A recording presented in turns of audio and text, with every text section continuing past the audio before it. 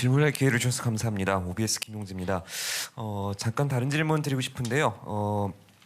대통령께서 직접 브리핑하신 그 동해 가스전 관련해서 첫 시추가 확정됐는데 혹시 올해 안에 시추에 착수한다는 보도도 있었는데 시추 성공 기대해도 되는지 궁금합니다. 저도 이제 산업부로부터 보고받는 과정에 이제 전 세계의 이 해상 유전, 해상 가스전에 대한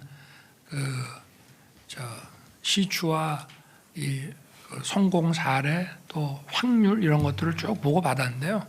정말 운 좋은 거는 그냥 한 번에 나온 것도 있는데 거의 없고요. 여러 차례 이제 해야 됩니다.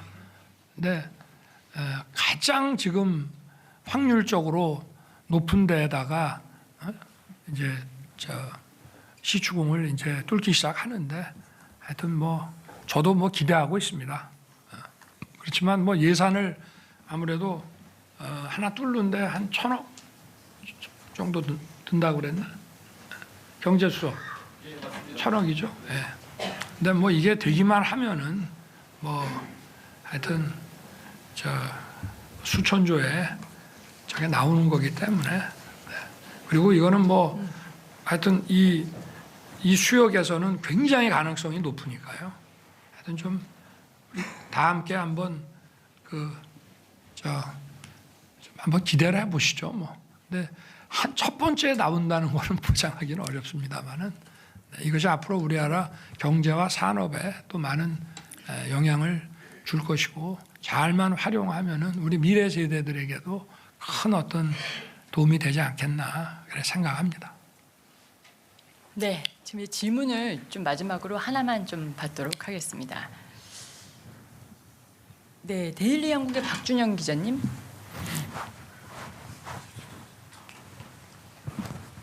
안녕하십니까. 데일리 한국의 박준영입니다. 저는 체코 원전과 관련한 질문 드리겠습니다. 대통령님께서는 아까 우리 산업에 더 큰 활력을 불어넣어줄 사업이라고 하셨는데요.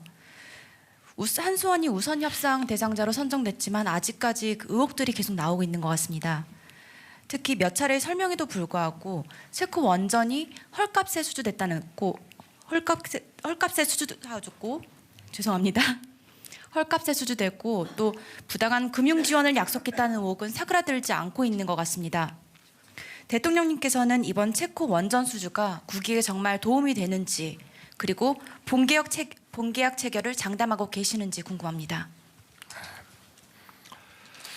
지금 원전 2기를 24조 원에 수주한 거를 헐값이라고 한다면은 그건 너무 무식한 일단 얘기라고 제가 우리 기자님을 무식하다고 하는 것이 아니라 그런 얘기들을 하는 분들한테 얘기를 하고 싶고요.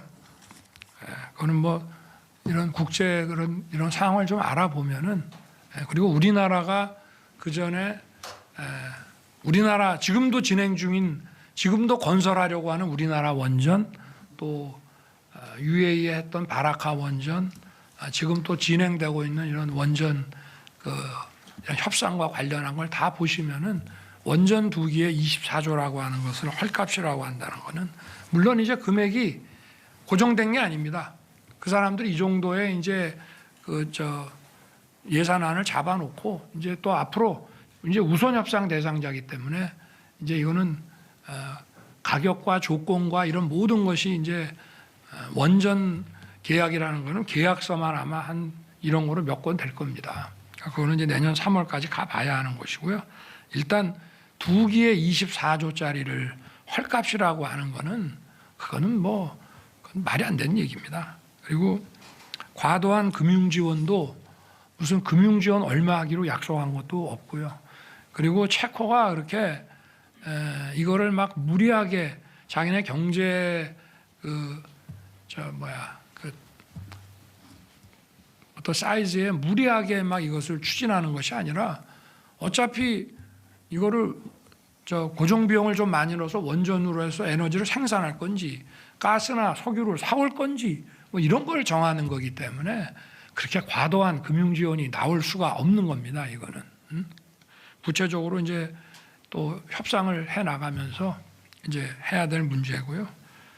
그리고 본계약은 저는 뭐 잘 될 거라고 보고 있습니다. 지금 밖에서는 이제 웨스팅하우스의 이런 그 좀 뭐랄까 지재권을 앞세운 이런 것들이 좀 발목을 잡고 있지 않느냐라고 하지만 웨스팅하우스와 우리 한전 한수원 또 그 원전이라는 거는 수출하려고 그래도 원전 기술 보유국에 또 이런 승인이 있어야 돼요. 그래서 또 미국 정부와 우리 정부 간에 또 이런 합의도 잘 진행되고 이제 MOU도 가서명 됐거든요.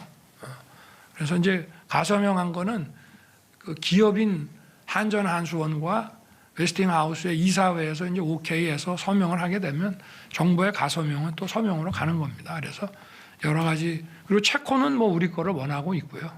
네. 그래서 오히려 체코가 미국에다가 하여튼 한국 이거를 우리가 좀 제대로 받아서 할 수 있게 해달라고 지금 얘기하는 상황이기 때문에 이런 구체적인 협상들을 양국 하여튼 당국이 이게 또 기업만 하는 게 아니라 정부가 늘 뒤에서 같이 참여를 해서 진행을 시켜줘야 되는 거거든요. 그러니까 잘 될 거라고 저는 뭐 확신합니다. 그리고 지난번에 제가 9월에 체코에 가서 대통령, 총리, 뭐 또 장관들 다 만났는데 하여튼 한국의 이 원전 기술이 들어오는 거 그렇게 해서 좀 많은 기술도 자기들이 좀 이전받고 싶고 체코는 사실은 원전 부품에 대해서는 굉장한 강국입니다. 제가 그 원전에 제일 중요한 게 또 터빈이거든요. 원전도 결국은 증기 증기 장치입니다.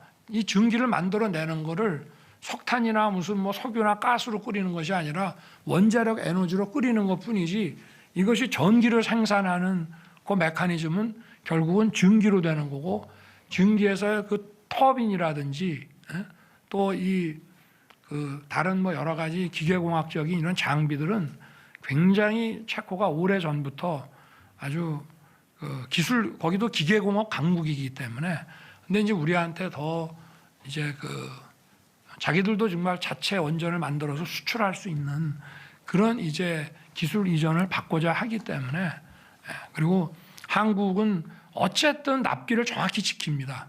우리는 그걸 어겨본 적이 없어요.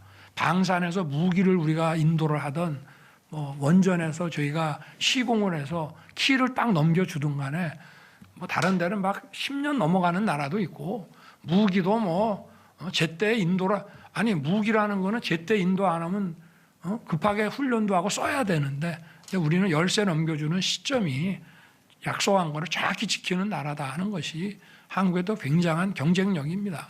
그래서 좀 기대를 하셔도 되지 않을까 생각합니다.